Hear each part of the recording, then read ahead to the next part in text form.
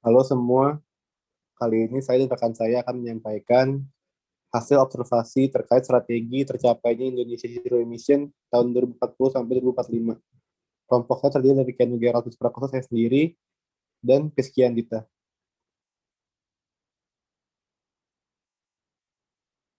Yang akan dibahas pada pemaparan kali ini adalah orientation, scenario foresight, key focal issues, construction of scenario foresight, dan yang terakhir integration of early warning system.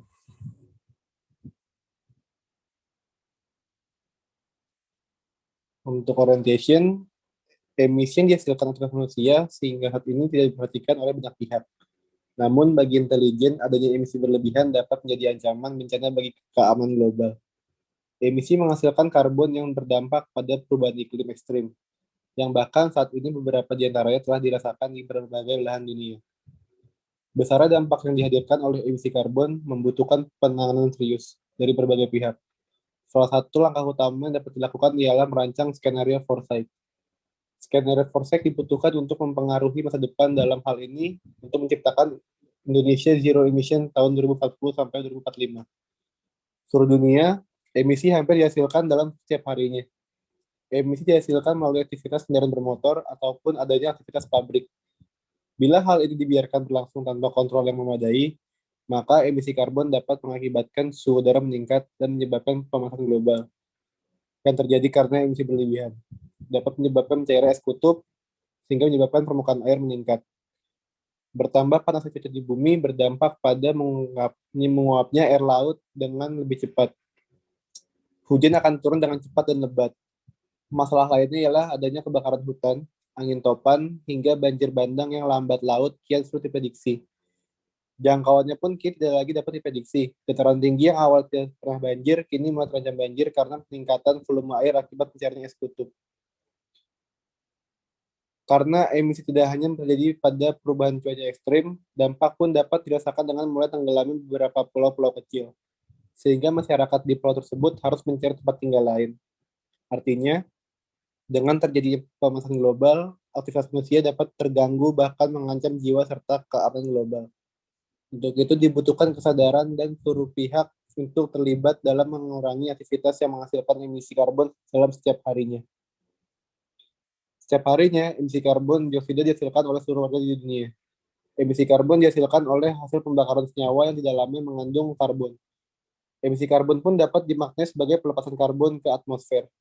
Hal ini terjadi karena adanya aktivitas individu atau kelompok seperti pembakaran bahan bakar fosil ataupun emisi yang dikeluarkan guna menghasilkan listrik untuk berbagai kebutuhan. Aktivitas manusia yang menghasilkan emisi karbon nampaknya telah terjadi kebiasaan yang sulit dihindarkan.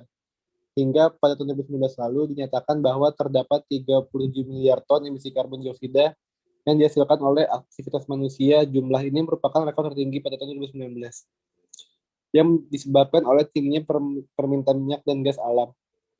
Berdasarkan angka tersebut, telah terjadi peningkatan keluaran emisi karbon dibandingkan tahun 2018 yang mencapai 2,1%. Peningkatan terjadi sebesar 0,6% sehingga pada tahun 2019 lalu mencapai angka 2,7%. Terjadinya peningkatan emisi karbon pada tahun 2019 dinyatakan oleh berbagai perjanjian telah disepakati. Keadaan ini pun terjadi di Indonesia. Tercatat pada tahun 2018 menghasilkan 2,18 metrik ton emisi karbon dioksida. Angkanya tergolong lebih rendah dibandingkan Thailand maupun Cina yang memiliki angka lebih besar dalam setiap tahunnya. Namun dalam perkembangannya, Indonesia menjadi negara yang menarik perhatian banyak negara untuk dapat menekan angka emisi karbon dioksidanya. Hal ini karena Indonesia dinilai memiliki jumlah hutan yang memadai sebagai paru-paru dunia. Senada dengan hal ini, pemerintah Indonesia berupaya melakukan penurunan nilai ekonomi karbon atau NEK dengan mengesahkan peraturan NEK dengan harapan dapat menurunkan emisi karbon sebesar 41% dengan dukungan internasional pada tahun 2030. Untuk mendukung kebijakan ini, berbagai lembaga negara berupaya melakukan berbagai cara agar emisi karbon dapat dikurangi. Salah satu pihak yang terlibat ialah Kementerian Energi dan Sumber Daya Alam, Sumber Daya Mineral atau SDM, yang telah menyiapkan roadmap untuk mengurangi ketergantungan terhadap energi fosil. Harapannya melalui roadmap yang dibuat dapat memenuhi bebas emisi karbon pada tahun 2060 dapat terpenuhi. Namun, untuk mendukungnya dibutuhkan sebuah skenario masa depan yang dapat dimanfaatkan sebagai strategi tercapainya Indonesia bebas emisi dalam waktu yang lebih cepat. Berdasarkan latar belakang ini, maka rumus masalah dalam makalah ini ialah bagaimana strategi tercapainya Indonesia zero emission pada tahun. Soalnya ini dikat atau soalnya yang ini. Next.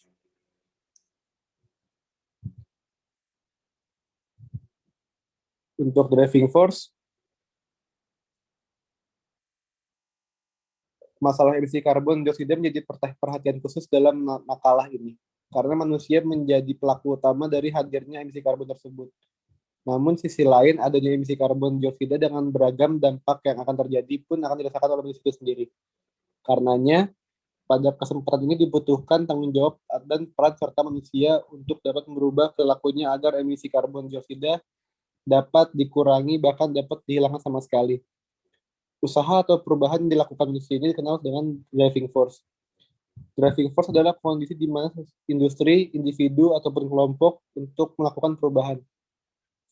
Adanya perubahan dapat dilakukan dengan adanya kekuatan yang penting yang dapat mendorong pelakunya untuk merubah tindakan yang lama menjadi sebuah tindakan yang baru. Dalam kaitan dengan emisi karbon dioksida dan upaya merubah hal ini, terdapat beberapa hal yang perlu diperhatikan, utamanya dalam menyadari bahwa dibutuhkan perubahan agar masa depan menjadi lebih baik atau justru dapat lebih buruk bila tindakan perubahan yang dilakukan lebih buruk dibandingkan tindakan yang sebelumnya. Emisi karbon dioksida di Indonesia pada tahun 2018 mencapai 2,18 ton metrik. Bila dibandingkan dengan negara lain, tentu angka ini cukup minim. Namun dalam tahun-tahun selanjutnya, Indonesia dapat meningkatkan emisi karbon dioksida yang dihasilkan. Hal ini tidak dapat dipungkiri karena dalam beberapa tahun belakangan, Indonesia mengalami peningkatan pembangunan perindustrian. Sebut saja pemerintah membangun beberapa pabrik baru dengan melakukan penerbangan hutan dan menghilangkan area terbuka hijau. Sebagai gantinya, pemerintah memberikan izin bagi perusahaan untuk melakukan aktivitas industri, yang salah satunya menjadi penghasil emisi karbon dioksida terbesar di berbagai negara. Emisi karbon dioksida yang dihasilkan aktivitas industri dapat menyebabkan adanya pemanasan global. Dalam hal ini, polusi udara seperti zat berbahaya diantaranya karbon dioksida, hidrokarbon, dan lainnya. Polusi udara pun memberikan dampak pada penurunan kualitas udara dan meningkatkan kebisingan. Keadaan ini mengganggu kualitas kesehatan alam dan manusia, hingga dampak terburuknya ialah kerusakan alam yang berkepanjangan dan mengganggu keselamatan manusia bahkan secara global. Masalah ini disebabkan oleh emisi karbon yang sebenarnya telah banyak dibicarakan oleh para pembesar.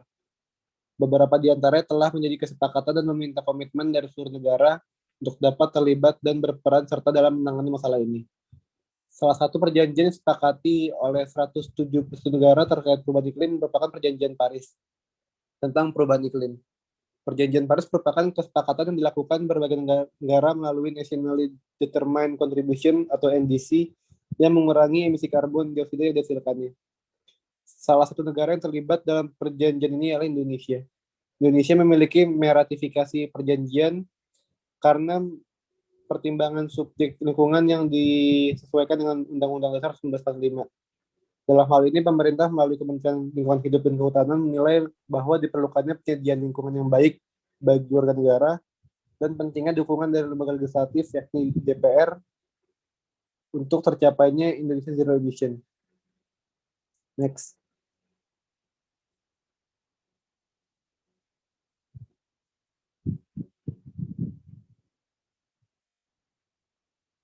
Untuk skenario foresight,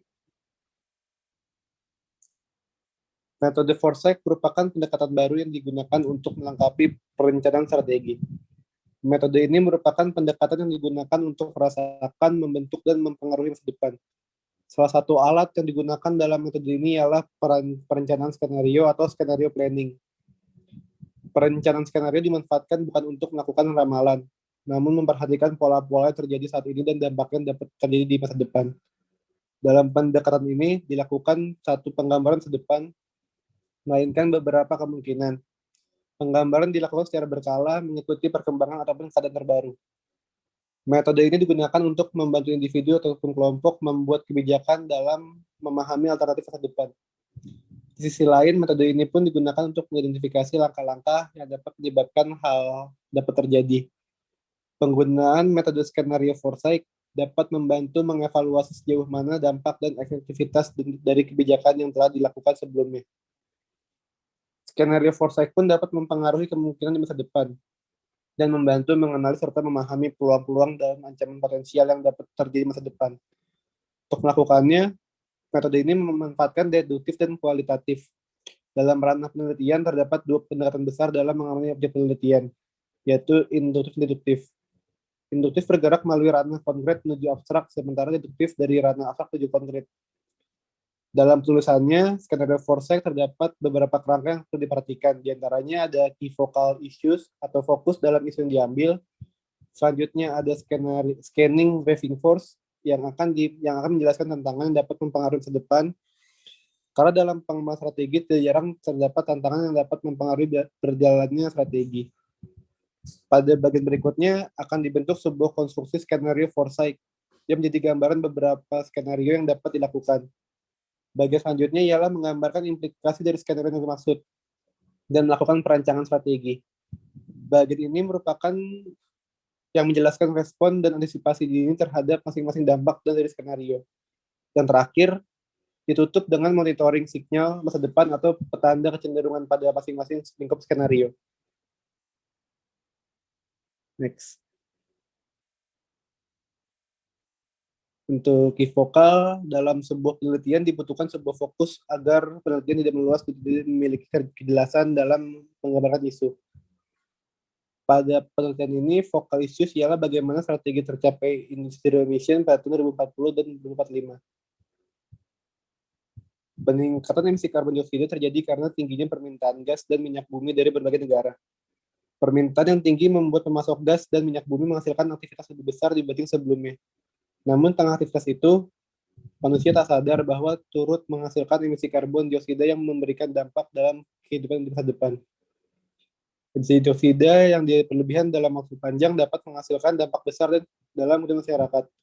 Hal ini karena emisi karbon dioksida dapat menyebabkan global warming dan akhirnya menimbulkan cairan es di kutub dan meningkatkan volume air laut. Dampak terburuknya ialah adanya pulau-pulau kecil yang tenggelam dan menyebabkan gangguan pada kehidupan dan aktivitas masyarakat. Besarnya dampak yang dapat ditimbulkan oleh emisi karbon dioksida membuat penulis memiliki fokus untuk memberikan peringatan dini pada masa depan.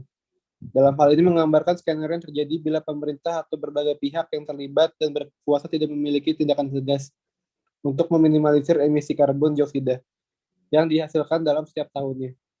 Di sisi lain, kelompok kami bermaksud untuk mengidentifikasi adanya alternatif dan peluang yang dapat dimanfaatkan oleh pemerintah dalam mengatasi emisi karbon dioksida yang dihasilkan oleh aktivitas masyarakat dalam setiap harinya. Pada poin ini, kelompok kami berfokus pada adanya kemungkinan bahwa dengan emisi karbon dioksida yang meningkat, dapat terjadi perubahan iklim yang lebih ekstrim dan membahayakan global security. Karena masalah ini tidak hanya terjadi di sebuah negara, melainkan di seluruh dunia. Hal ini bahkan mulai terjadi saat ini ditunjukkan dengan mulai sulitnya perubahan cuaca terprediksi. Sementara pada poin identifikasi alternatif, penulis menekankan pada hal yang dapat dilakukan oleh pemerintah, sehingga dapat meminimalisir terjadinya pembuangan emisi karbon melalui berbagai cara atau strategi yang telah dipersiapkan secara mandiri ataupun melalui kesepakatan yang dilakukan di bersama negara lainnya. Next.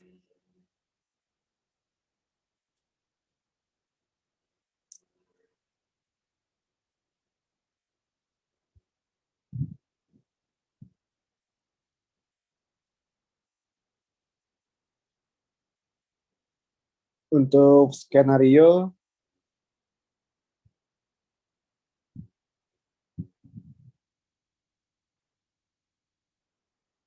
terus gue nyari langsung skenario gue. Tolong diedit ya.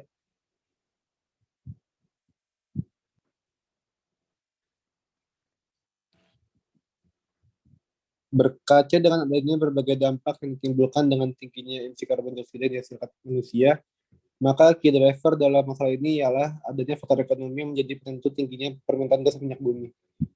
Tingginya permintaan tidak dapat dihindari oleh negara pemasok, karena melalui pasokan yang tersedia, masalah ekonomi di sebuah negara dapat terpenuhi. Sisi lain, faktor industri pun mendukung terjadinya peningkatan emisi karbon dioksida. Dalam hal ini, industri membutuhkan bahan bakar fosil, namun bahan-bahan ini yang kemudian menghasilkan emisi karbon dioksida. Tanpa perjalannya industri, sebuah negara akan kesulitan memenuhi berbagai kebutuhannya. Karenanya, key driver dalam isu ini memiliki dampak sangat besar bagi kehidupan masyarakat dan sebuah negara. Walaupun tidak mendapat dukungan dengan keterlibatan negara asing untuk menurunkan emisi karbon dioksida, Indonesia telah mengambil tindakan dengan berbagai cara. Hal ini dilakukan dengan harapan dapat menurunkan angka emisi karbon dioksida yang dihasilkan Indonesia dan memulai pelestarian alam secara masif dalam berbagai bidang. Tetapi bila hal ini hanya dilakukan di Indonesia setengah-setengah, terdapat sebuah skenario yang dapat terjadi, yakni kehancuran bumi dalam waktu singkat. Sementara pada skenario lainnya ialah membangun sebuah kebijakan dan kesepakatan bersama agar emisi karbon dioksida dapat diminimalisir saat ini, sehingga pada tahun yang ditentukan emisi karbon dioksida di Indonesia dapat mencapai 0%. Dalam hal ini skenario yang disiapkan ialah skenario pertama. Emisi karbon dioksida dibiarkan terjadi berlarut-larut, lambat laun akan menghasilkan global warming. Dalam hal ini, global warming yang terjadi akan lebih parah dibandingkan yang terjadi dalam beberapa tahun belakangan. Dampaknya yang terjadi pun akan kian buruk. Misalnya menyebabkan kepunahan pangan bila kekeringan lahan terjadi dalam waktu yang panjang dan tidak membuahkan hasil dari penyelesaian. Dampak lainnya ialah kehancuran bumi yang menjadi ancaman global dengan punahnya manusia karena manusia tidak memiliki bahan pangan untuk dapat memenuhi kebutuhannya. Sementara skenario kedua, emisi karbon dioksida yang terjadi saat ini dimulai secara perlahan. Emisi karbon dioksida dapat dikurangi dengan menghasilkan kebijakan dan kesepakatan bersama berbagai pihak. Kesepakatan yang dihasilkan harus ditetapkan oleh seluruh negara, tanpa terkecuali baik negara maju dan negara berkembang. Ada kesepakatan yang disetujui dan dijalankan, serta menghasilkan hasil yang diharapkan, kedepannya akan mewujudkan negara yang lebih baik serta terbebas dari emisi. Dalam skenario kedua, penulis membaginya menjadi dua bagian, yaitu perbaikan dalam cara pesat maupun lambat. Perbaikan dalam cara cepat dapat dilakukan dengan menghadirkan berbagai kebijakan yang dapat menghentikan berbagai aktivitas yang dapat menghasilkan emisi karbon dioksida secara cepat. Sementara pada perbaikan dalam cara lambat dapat dilakukan dengan menghadirkan berbagai kebijakan serta secara bertahap untuk mengurangi emisi karbon dioksida. Dalam masalah ini, kedua skenario menunjukkan bahwa pihak yang penting untuk terlibat dalam isu ini adalah manusia itu sendiri. Seluruh manusia perlu mengambil tindakan dalam keadaan ini. Namun pihak yang berkuasa ataupun yang mampu menghentikannya ialah pemerintah dengan menghasilkan beragam kebijakan. Adanya kebijakan yang tepat akan mendukung terjadinya penghalangan emisi sebagaimana diharapkan dapat terjadi pada 2040-2045. Namun, untuk mencapai dibutuhkan kebijakan dan strategi yang dibuat sejak saat ini hingga masa depan. Di sisi lain, dibutuhkan dukungan dari berbagai pihak, seperti luar negeri atau asing, yang selama ini hanya memainkan perannya dalam memberikan dana untuk negara-negara yang ditunjuk melestarikan alam. Namun dalam hal ini, asing pun harus turut serta dalam menyetujui kesepakatan dan terlibat di dalamnya. Pihak asing harus terlibat dengan mulai menurunkan atau menghasilkan kebijakan yang turut mendukung penurunan angka emisi karbon yang dihasilkan. Karena kondisi ini tidak hanya dirasakan oleh Indonesia, namun berbagai pihak, termasuk pihak asing yang justru memiliki angka emisi karbon dioksida yang lebih besar dibanding Indonesia. Selanjutnya akan diteruskan oleh rekan saya.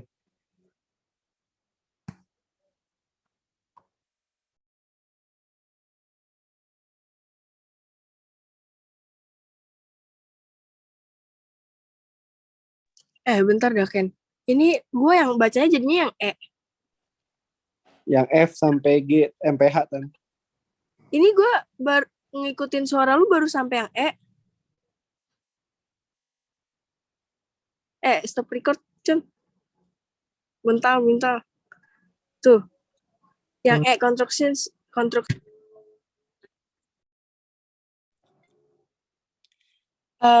Eksplorasi implikasi skenario.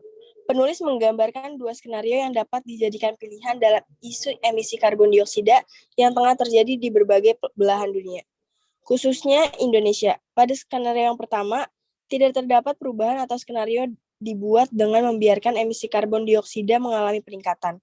Dalam hal ini artinya, kenaikan emisi dibiarkan terus terjadi tanpa adanya penanganan khusus. Setiap pihak dibiarkan memiliki kesempatan untuk melakukan aktivitas yang menghasilkan karbon dioksida dalam jumlah besar. hingga akhirnya menyebabkan pemanasan global yang memberikan dampak lebih besar bagi kehidupan manusia. Dampak yang timbul dari tidak adanya keputusan yang diambil oleh pemerintah atas terjadinya peningkatan emisi karbon dioksida cukup beragam. Bila hal ini yang dipilih oleh pemerintah, maka dampak yang dirasakan tidak hanya pada alam, melainkan pada berbagai pihak termasuk manusia. Sebut saja dengan adanya pemanasan global, manusia akan mengalami kekurangan pangan karena adanya kekeringan. Sementara kekurangan pangan dapat menimbulkan masalah dengan kehilangnya bahan pangan dan bukan tidak mungkin manusia ke depannya akan mencari sumber pangan lain dan akhirnya dapat mencapai kepunahan.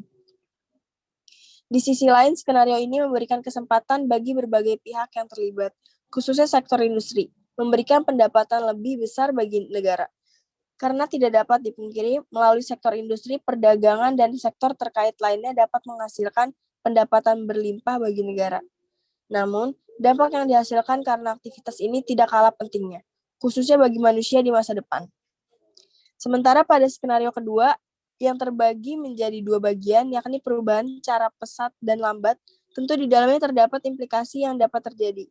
Pada skenario kedua, yang merupakan perubahan cara pesat dapat menyebabkan ketidakstabilan terhadap perekonomian sebuah negara.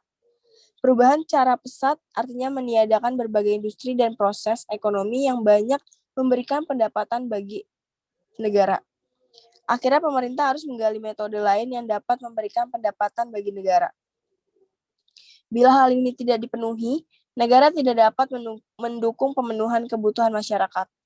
Dampaknya terjadi ketidakstabilan yang dapat menghancurkan sebuah negara. Sementara pada skenario kedua, dengan tindakan kebijakan yang parsial ataupun setengah-setengah ataupun lambat pun turut memberikan dampak.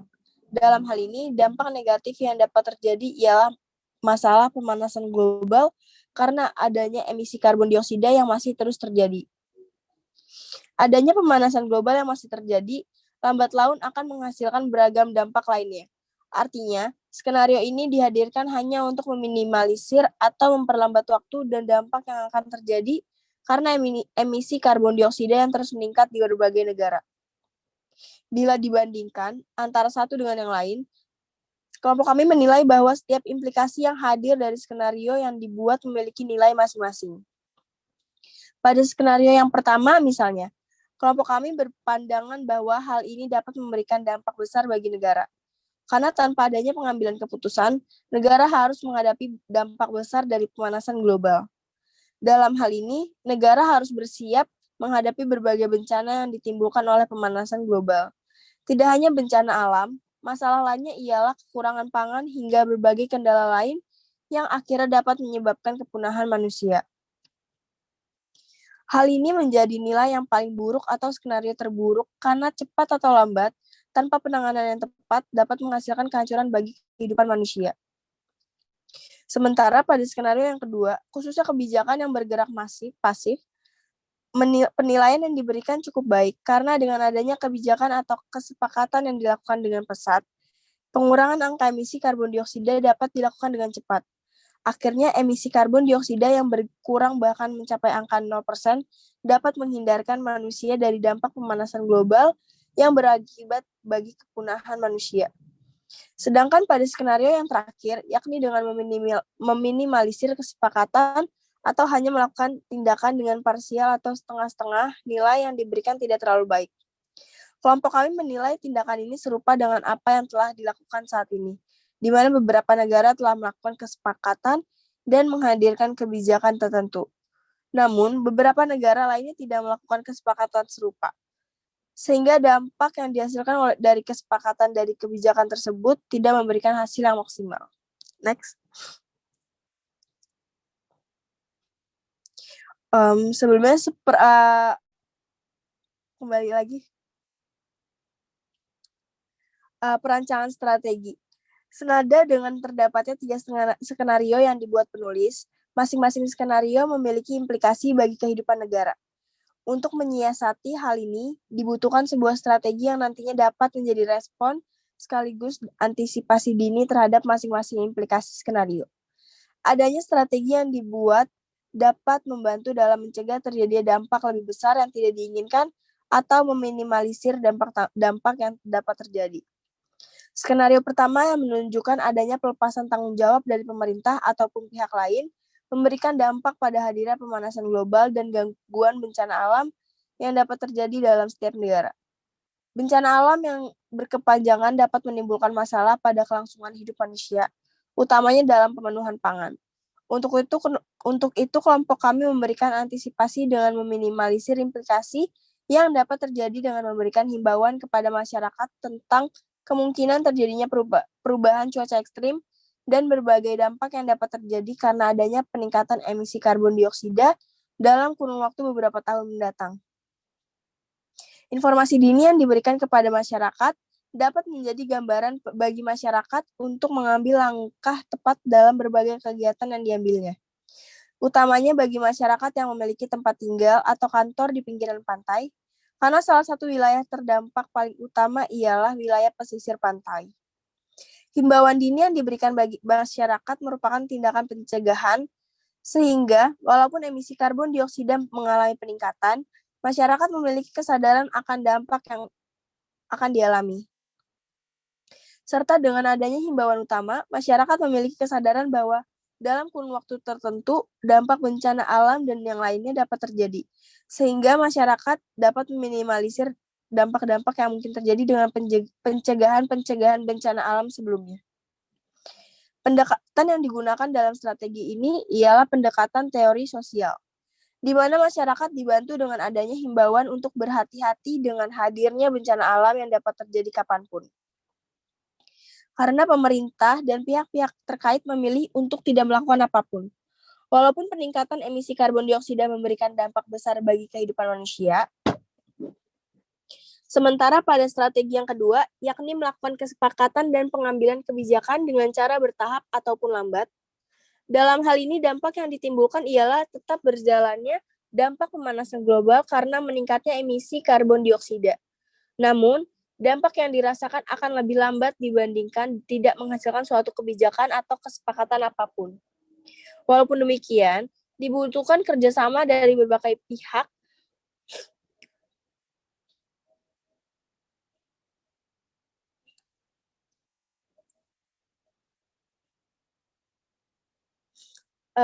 namun dampak yang dirasakan lebih lambat dibandingkan tidak menghasilkan suatu kebijakan atau kesepakatan apapun.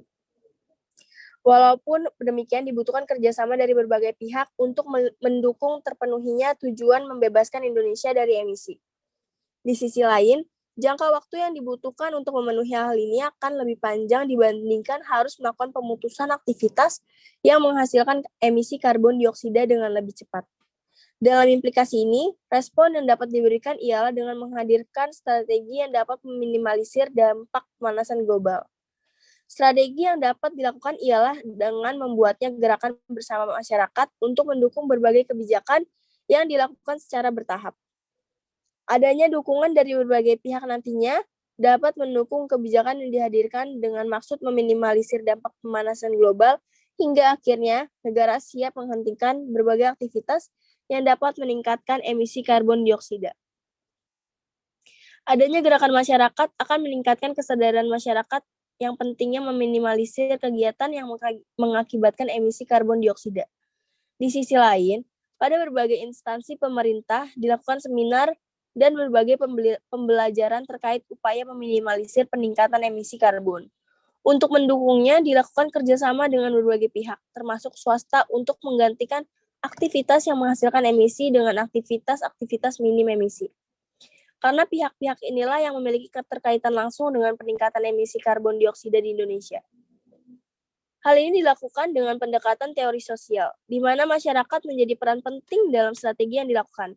Karenanya, setiap tindakan yang dilakukan harus melibatkan masyarakat, termasuk dengan meminimalisir berbagai tindakan yang menimbulkan peningkatan emisi. Pada skenario terakhir, di sini kelompok kami merancangkan sebuah skenario untuk melakukan penghentian aktivitas yang menghasilkan emisi karbon dioksida secara ekstrim atau dalam jangka waktu singkat. Dalam hal ini, penghentian aktivitas yang menghasilkan emisi dilakukan dengan menghentikan berbagai aktivitas terkait melalui kebijakan ataupun kesepakatan bersama negara-negara lain. Namun dengan adanya kebijakan ini, pemerintah akan mengalami dampak dengan kemungkinan adanya ketidakstabilan yang dapat mengganggu proses berjalannya politik, ekonomi, bahkan keamanan negara. Masalah ini dapat terjadi karena aktivitas yang menghasilkan emisi karbon dioksida di negara ada pada berbagai sektor. Karenanya, bila tindakan ini diambil secara ekstrim, banyak bidang dan pihak yang akan terdampak. Sebut saja diantaranya masalah ekonomi yang akan terkendala karena bidang industri tidak dapat bekerja seperti saat memanfaatkan bahan bakar fosil. Namun di sisi lain, dengan penghentian secara ekstrim, kehidupan masa depan masyarakat dapat terjaga. Dalam hal ini, tidak terjadi masalah pemanasan global yang dapat memberikan dampak lebih buruk bagi kehidupan manusia ke depannya. Untuk menyiasati hal ini, kelompok kami berpandangan bahwa dibutuhkan strategi pencarian bahan bakar selain fosil yang dapat mendukung industri. Sejauh ini telah tersedia berbagai penemuan yang dapat mendukung penggunaan bahan bakar non-fosil. Namun, tidak banyak negara ataupun organisasi yang bersedia memanfaatkannya, karena dinilai belum efektif untuk dunia industri dan jumlahnya pun masih terbatas. Karenanya, tidak hanya dibutuhkan strategi penggantian bahan bakar terbarukan, dibutuhkan pula kampanye untuk mendukung penggunaan bahan bakar non-fosil. Tujuannya setelah bahan bakar non-fosil tersedia, maka bahan bakar siap digunakan. Karena masyarakat telah terbiasa untuk memanfaatkan bahan tersebut. Sama dengan beberapa skenario lainnya, strategi yang dibuat dalam skenario ini memanfaatkan teori sosial. Kelompok kami berpendapat bahwa teori sosial lebih tepat digunakan tanpa memperhatikan untung rugi yang akan dialami oleh negara ataupun organisasi. Karena dalam masalah bencana alam ataupun keamanan global, masyarakat menjadi tokoh sentral yang memainkan peran besar untuk melakukan perubahan. Di sisi lain, masyarakat pula yang menjadi korban bila bencana alam ataupun gangguan keamanan global terjadi.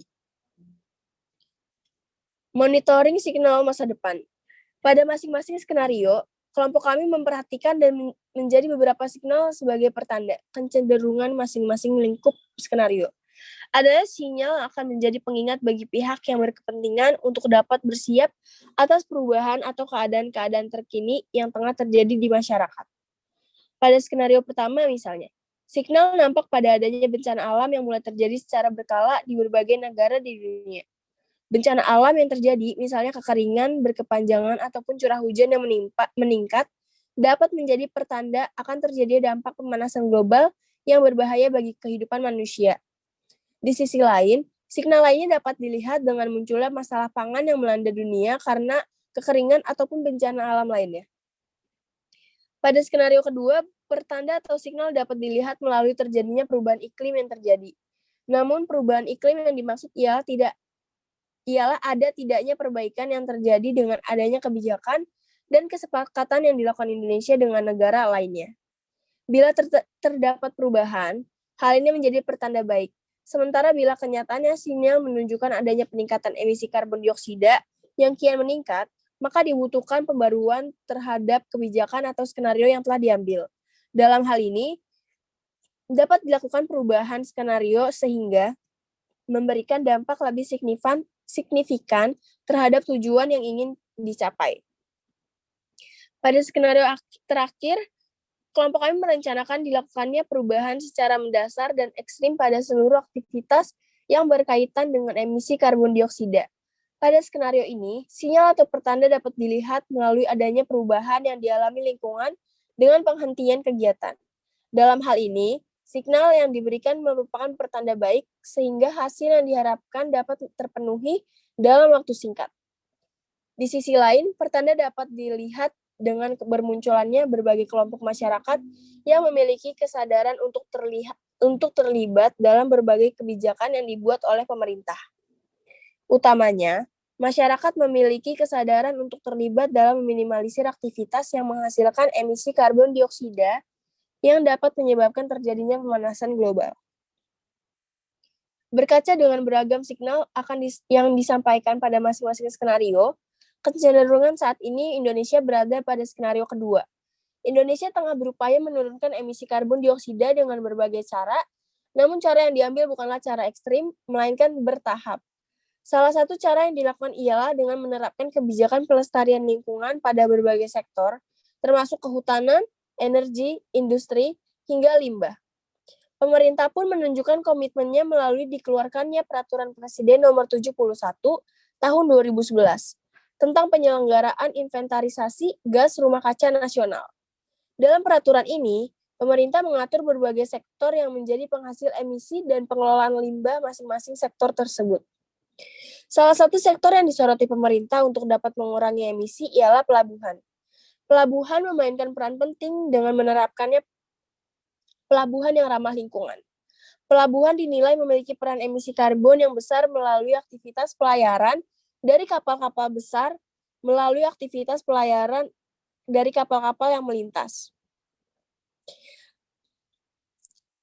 Upaya pemerintah dalam menurunkan emisi karbon dioksida tidak main-main. Hampir setiap sektor diteliti, sehingga sampah yang masih layak pakai tidak pakai langsung dibuang ke tempat pembuangan akhir pemerintah yang berupaya meningkatkan kesadaran untuk meminimalisir sampah yang berakhir di TPA. Artinya hanya produk-produk yang tidak dapat digunakan kembali yang akhirnya tiba di TPA. Dalam hal ini, pemerintah tengah menggalakkan sebuah kampanye daur ulang dan pemanfaatan sampah sebagai sumber energi. Masyarakat yang sadar dengan jejak karbon yang dihasilkannya mulai melakukan perubahan dalam gaya hidupnya. Salah satunya dengan memanfaatkan angkutan umum untuk aktivitas sehariannya.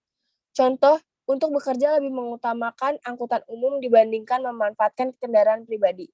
Karena dengan kendaraan pribadi menghasilkan polusi dan emisi yang lebih besar dari setiap liter bahan bakar yang digunakan.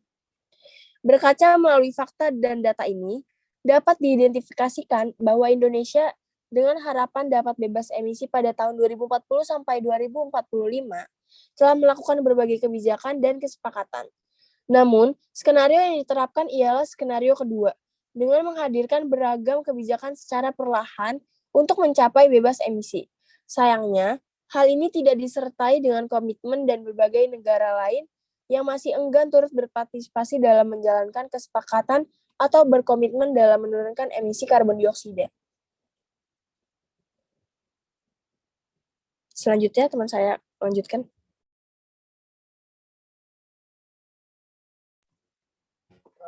Sekian paparan dari kelompok kami. Kurang lebihnya mohon maaf. Terima kasih.